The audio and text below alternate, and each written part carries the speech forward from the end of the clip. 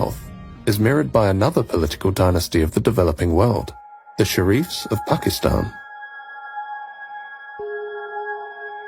The Prime Minister of Pakistan has been disqualified from office. The court also disqualified the country's finance minister, Arshad Sharif. This verdict was unanimous.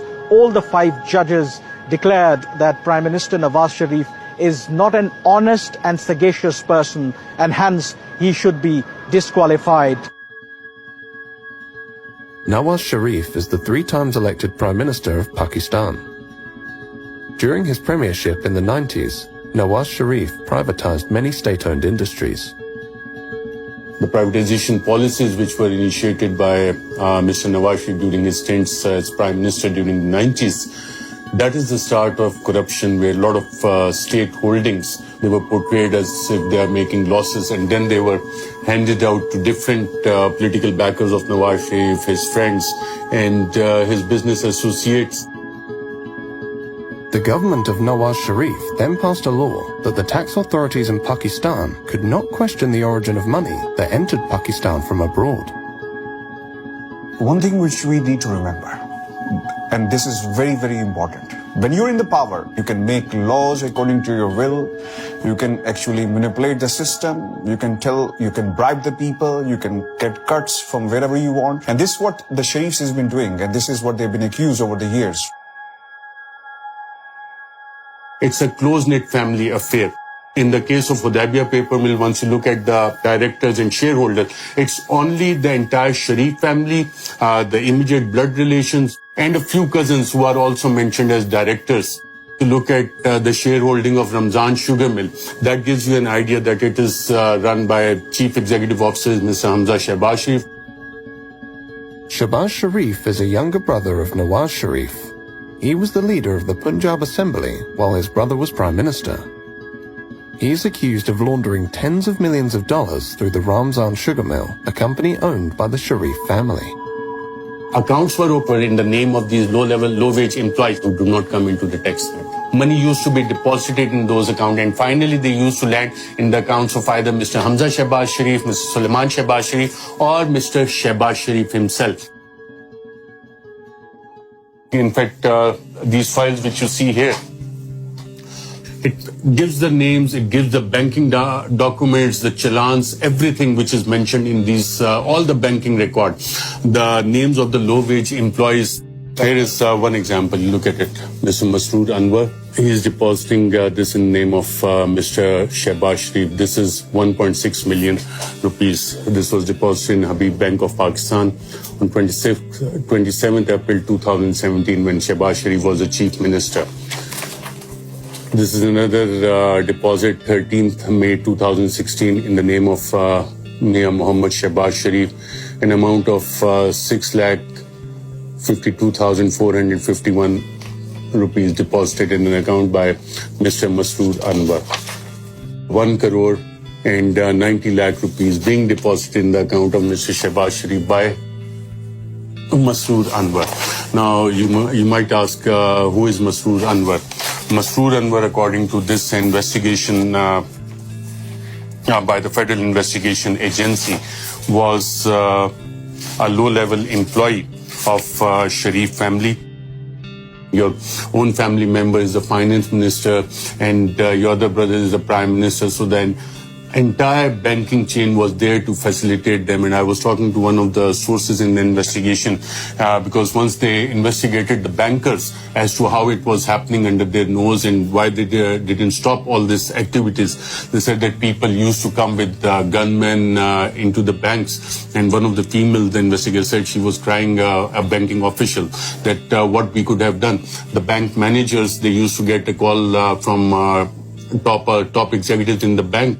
The banks themselves were part of this nexus of covering up the corruption of the Sharif family. The so-called Panama Papers contain allegations of money laundering and tax evasion, involving world leaders, and where some of them are accused of hiding their money in many cases in an effort to avoid taxes. It was a surprise for the people in Pakistan because it came out internationally. It had much more credibility because previously over the years, the Sharif family had been using the news that all these allegations against them are politically motivated. Sharif's 3 children are named in the Panama Papers. His family owns properties in London through offshore accounts. Sharif's daughter denies owning the London properties. Documents from her allegedly date back to 2006 and show she is a trustee of the properties, not an owner. But those documents are written in a font called Calibri, which was not commercially available until 2007. If you look at 1992 and 93, this is a very important time. Mariam assets grew 21 times. And there's no justification for that. In a single year, you are not a business owner. There's no business under your name, but 21 times your assets are going up. In 1992, Mariam Nawaz turned 19 years old. After the Panama Papers revelations, Pakistan's investigative agencies probed the financial affairs of the Sharif family.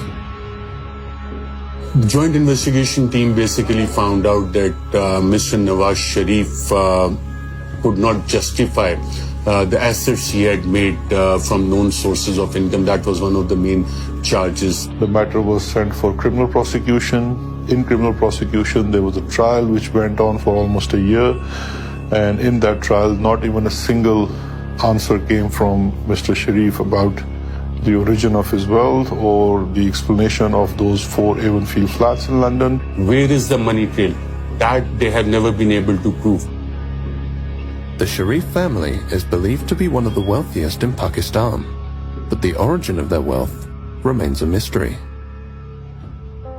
The flat that you're living in at the moment in Mayfair was actually named in the Pakistani paper, The News, last year as one of 4 which was illegally bought by your father through various Swiss and offshore companies.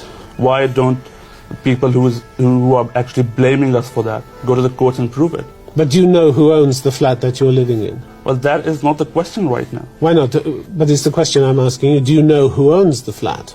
Well, it's on a rent. I'm renting on a rent basis, which comes from every quarter from Pakistan. You're renting it personally, or the money comes from Pakistan? The money comes from Pakistan. I'm just like any other student living with his parents. I doesn't necessarily have to know about what the facts and who owns the flat and who pays for the rents and who pays for my living. The family deserves all this. It is not my fault that I was born in a rich family, in a wealthy family. My grandfather earned that with a hard work, sheer hard work. When you ask them that where you got this money from, they will start telling you the story of their late grandfather. At the time of independence, we came from India, we have businesses. Seriously speaking, there's no business in the world which has no money trail. If you look at their tax filings, it doesn't come out as a big industrial family. The Sharifs never featured in that rich families of Pakistan. But now if you make a list of the richest families in Pakistan, then definitely Sharifs would feature in the top 10, maybe in the top 5, because exact amount of their holdings as to how much is hidden in Luxembourg, in UK, in UAE, in Saudi Arabia, what is in different bank accounts in the United States, that is not known. Whether it is $4 billion or $5 billion, that is not known.